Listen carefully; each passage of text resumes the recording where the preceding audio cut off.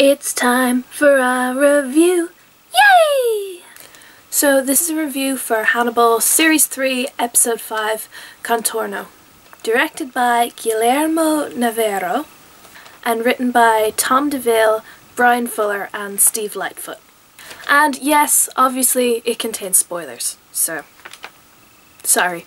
So there were a lot of things in this episode that I really wasn't expecting. Like, I didn't expect Ronaldo Pazzi to die quite so soon. Like, obviously he was gonna die and he was gonna die horribly, but I didn't expect it to happen this episode. I didn't expect Chio to kiss Will or to push him off of a moving train! And I really did not expect for Hannibal to get his ass kicked so badly. Like, that I did not see coming. So the episode starts with Will and Chio on the train to Florence, and you know they're talking about how Chio knows Hannibal. I'm confused as to how old she's supposed to be, because the actor that's playing her looks like really young. Well, not like super young, but like I'd say younger than Will. But Hannibal is older than Will. Like, he's a good bit older than Will, and like, she's supposed to be either slightly older or the same age or like only very slightly younger than Hannibal. So is she that much older than Will? Because she doesn't look it, and I'm confused. I'm very confused as to how old she's supposed to be.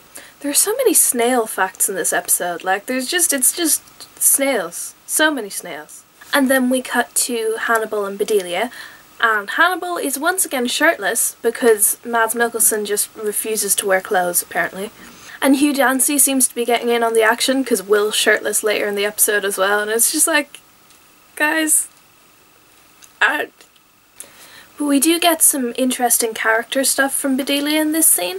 Bedelia is talking about how animals can be trained to resist their urges, like the sheepdog doesn't just tear into the sheep. And Hannibal says, yeah, but it still wants to. So I was speculating in the first couple of videos about why Bedelia went with Hannibal. And there is, of course, you know, that professional curiosity and stuff.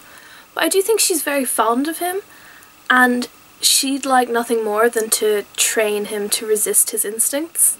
Especially now, because I think she's quite enjoying their European lifestyle despite all the murder.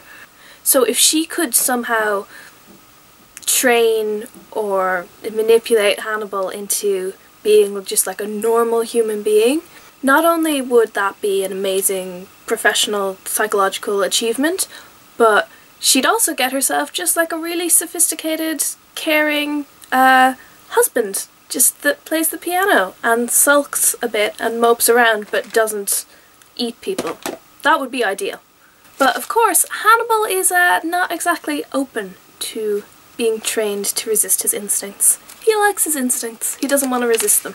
And then of course we all take a momentary break just to cry about Jack scattering Bella's ashes in the river and throwing his wedding ring in. The wedding ring was the bit that really got me, because like he's scattering her ashes but then he takes off the ring and he throws it, and it's like, no! You're still married to her, Jack, no!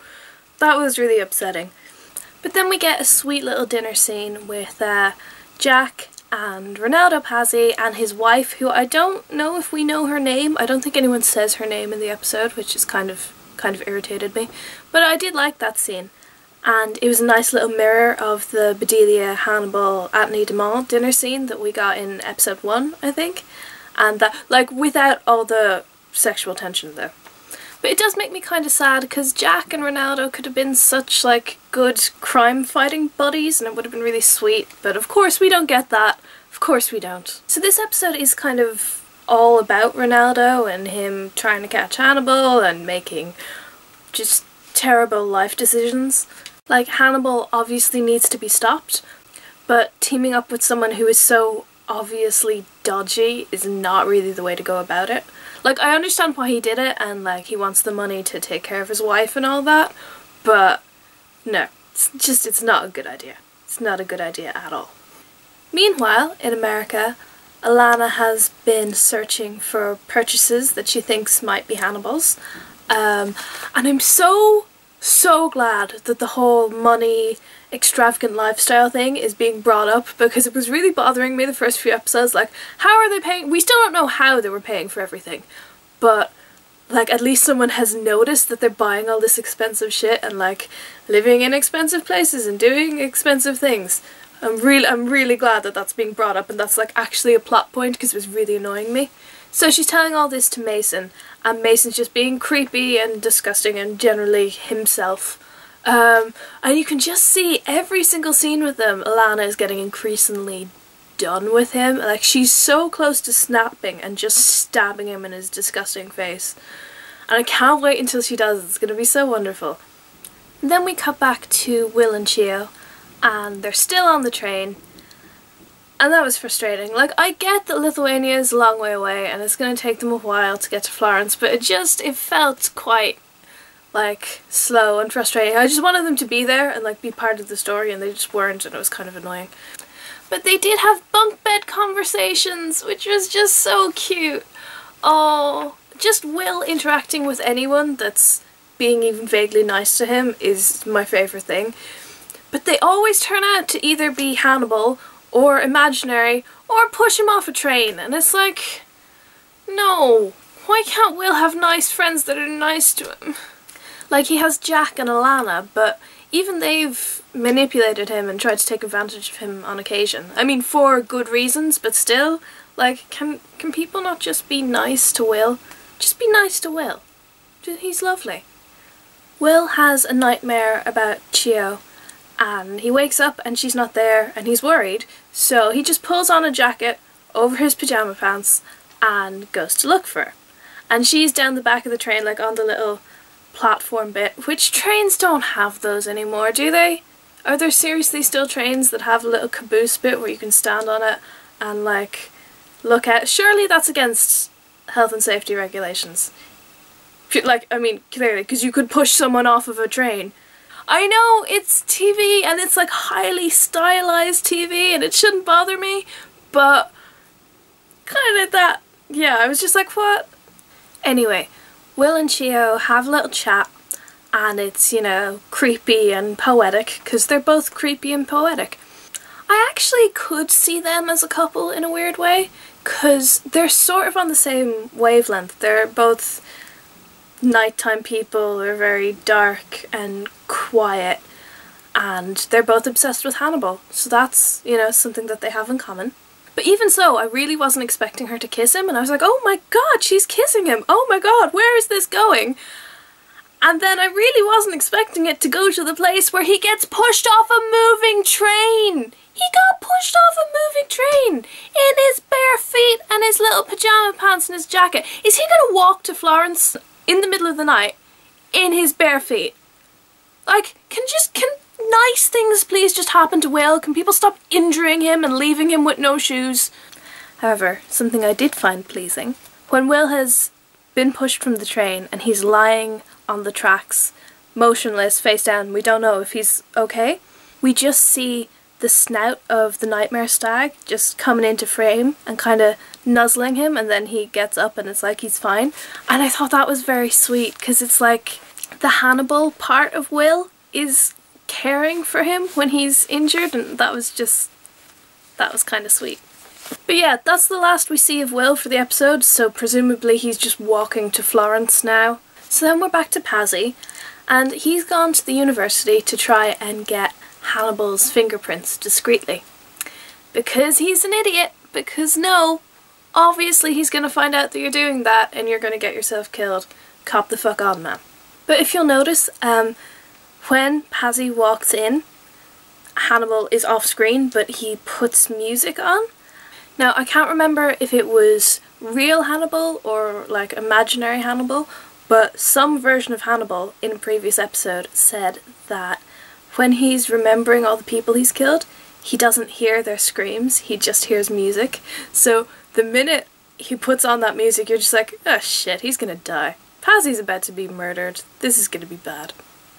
And Hannibal is so not subtle about it. So then Hannibal hangs him out a window with his guts all flying out. But then, shit, it's Jack! Jack is down there and he's seen the whole thing. That I did not see. I knew like from the promo that Hannibal and Jack were going to have a fight this episode, but I just did not see the bit, like that bit coming, where Hannibal's just straight up murdering someone all chill, and then suddenly, oh, Jack has witnessed it all. That was cool. So then we get Jack versus Hannibal round 2. Obviously in the finale of last season we got that big brawling fight between the two of them, and Hannibal very much had the upper hand and like nearly killed Jack. And this time round, Hannibal got the shit kicked out of him. Like, Jack was really super brutal. Like, I've been waiting for so long for someone to just kick Hannibal's ass, so I was like really enjoying it, but then, I don't know, Jack was really, really brutal. And as ruthless as he can be at times, like, he's a good man and he's a compassionate man. So to see him be so ready to just straight up beat a guy to death, that was kind of upsetting. And as much as Hannibal deserves a good beating and like probably deserves to get killed and eaten, to see him so out of control, like to see him so vulnerable, which is something that we've never seen before, like he is always in control and he always has the upper hand. So seeing him so bloodied and broken and hurt was really shocking and surprisingly upsetting. And then I was annoyed because it's like I didn't want to be upset by that, because like he does deserve it. Like, I know I love Hannibal as a character, but he totally deserves to get the shit kicked out of him. But it did, it like that actually upset me, and then I was annoyed that I was upset because no. It was just something about seeing him helpless that just kind of unsettled me. Having said that though, he's snarky right up until the end, because obviously he is, because he's Hannibal, and he's still clever enough to maneuver himself to the window where he can escape, so, you know, not totally helpless. So Hannibal climbs down Renato Pazzi's corpse and drops to the ground and looks up, and we get kind of the reverse shot of the previous Hannibal and Jack shot where Jack's witnessing him killing Pazzi. We get the reverse of that where Hannibal's like all beaten up down on the street and Jack's looking down at him. And then it's the end of the episode. I did really like this episode, but I wasn't quite as enthralled as I have been for the previous 4. And I think that was just because it felt a little bit slow at times. It felt like not much was happening. Not plot-wise, because there was, like, plot things happening, but it's just because there's been so much build-up the past 4 episodes, and we're so ready for just everyone to be there in Florence, just coming at Hannibal, and it sort of felt like this episode, that should be happening, but it wasn't. Everyone was, like, still on their way, and that just felt kind of frustrating. Like, we want them to be there now. Like, we've had 4 episodes of build-up and 4 really amazing episodes of like, yes, yes, yes, and momentum and more momentum, and it's just gathering speed. And then this episode didn't feel like it was carrying on that trajectory. It felt like it had kind of pulled back a little bit. But having said that, it was still, you know, really well written and beautifully shot and well acted and everything. Like, a bad episode of Hannibal would be a spectacular episode of literally any other show. So I think it's just because the previous 4 have been so amazing that this one just felt not quite as good. Like, super good, but just like a little bit less. However, next week, oh, next week I'm worried about. Because the promo literally says, and I'm going to read it out because, Jesus. There are things we can't show you, but trust us, the next Hannibal gets crazy. Who puts that in a promo? It's just like, yeah, we're not going to show you any of the cool things, but trust us, there are some and you're going to need to watch it. Like, what? Ah! So, like, to the promo team, excellent promoing.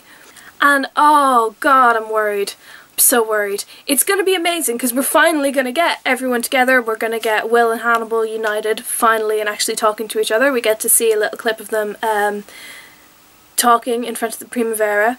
But it's going to be, oh, it's going to be so bloody. It's going to be so terrible. I don't know what's going to happen. I really, really don't. But, oh, holy fuck. So concerned, so concerned. So if you haven't already, go check out the promo, and I will also link to this week's postmortem. This week they had executive producer Martha De Laurentiis, and she is just really cool and really knowledgeable and funny, and was like talking about the meaning of this week's title and how it tied in and everything. She's just really good interview, so you should check that out. I'll link both of those below.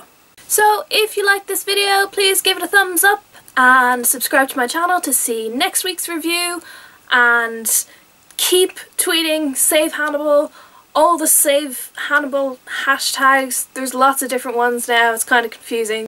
Fuller hasn't lost hope yet, so I'm not going to lose hope yet. So keep on keeping on, and I will see you Fannibals next week.